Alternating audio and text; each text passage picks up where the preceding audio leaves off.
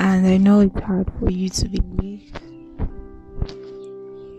I know it's hard for you to comprehend it, but He does love you. And I need you never to forget that. I need you to daily affirm the promises from God's word over your life. I need you daily to speak to that sickness and that pain and that circumstance and remind yourself of who God is. Remind yourself of who your Father is. Earlier this week, I was talking to someone and she had just done something wrong. She had just done something that she felt like God was not pleased with, and she was just wrapped up in all the guilt and the shame and the condemnation. Then I asked her what grace was, and she had forgotten. Because sometimes the devil uses that as a trap. When we sin, he lets us get so immersed into all that we've done, the guilt, the shame, the condemnation, the feeling of overwhelming doubts that, oh my God, I'm sure God doesn't want to have anything to do with me. God doesn't want to talk to me. God doesn't want to hear one word from my lips. So you just stay away.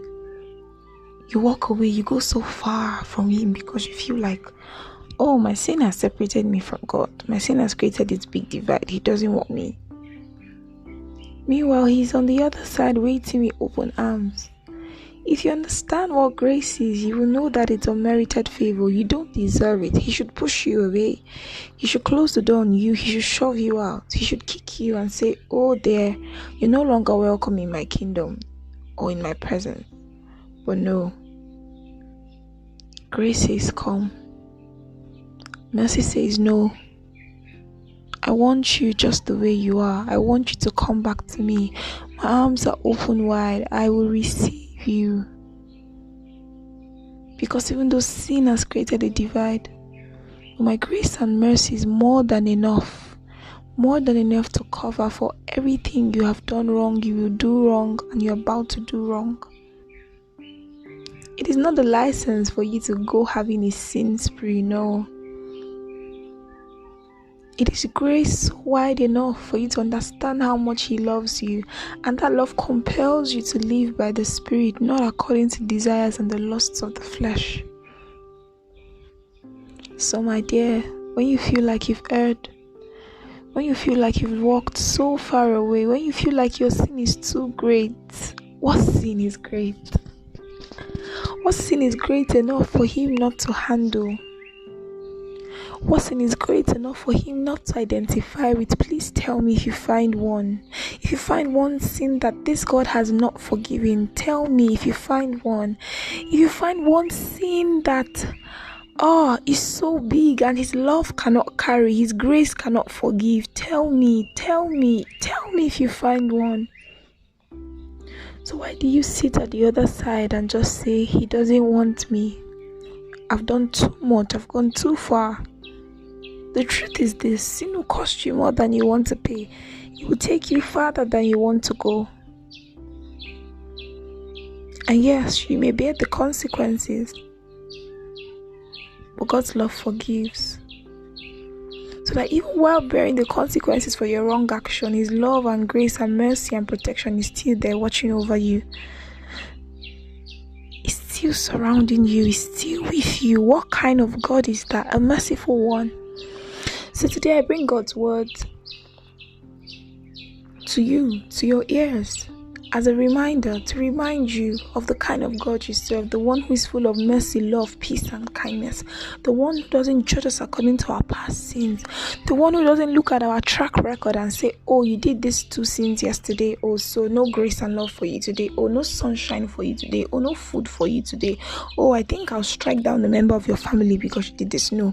He never counts our sins against us, but He's always full of love, always full of love, always full of love. Remember that your Father owns the universe. The winds and the waves respond to His voice. So even sin, guilt, and condemnation respond to His voice. When He says, my child, I've forgiven you and your love, He means it. He means every word of it. So please do yourself a favor and forgive yourself. Do yourself a favor and stop hurting yourself. Do yourself a favor and stop condemning yourself. Do yourself a favor and stop guilt-tripping yourself. Do yourself a favor and stop shaming yourself, and accept this love. Accept the forgiveness. Accept the freedom that comes with knowing that you are God's own and you have been forgiven and you are redeemed. Accept it, because why? Your salvation is not by works alone, lest any man should boast. It is only by the grace of God. You don't have to do anything to earn His love. You don't have to do anything. You don't. You never did and you never will, because even if it's by works alone, you would all fail miserably. So begin to trust in the abundant grace that God has given unto you. Begin to trust in the abundant grace and His strength, and rely on His Spirit to begin to live out and walk out your Christian life. Because it's never by our effort but by His grace. So grace, mercy and love to you. I hope you fully understand the extent of what Jesus did on the cross. And I pray that you begin to walk without sin, guilt and condemnation, and step into the forgiving arms of God. Step into the love. Step into all that He has poured out and done for you. I hope you remember that you are eternally loved by Abba, and nothing you do or have done shall separate you from the love of Christ. No guilt, no death, no pestilence, no famine, no sword. Nothing can ever separate you from the love of Christ. If you've enjoyed listening to the podcast today, please favorite this podcast if you're using the Anchor podcast or whatever platform you're listening on. Please subscribe, share to your friends, share to someone you know who needs to listen to this. And if you have questions, if you have anything you need to gain clarity on, just send me a DM on Instagram at confessionswithTobyFusika, or send an email at confessionswithTobyFusika@gmail.com. I will listen. Our platforms are open for feedback, for responses, for comments, anything. And just stay blessed and keep on loving upon God.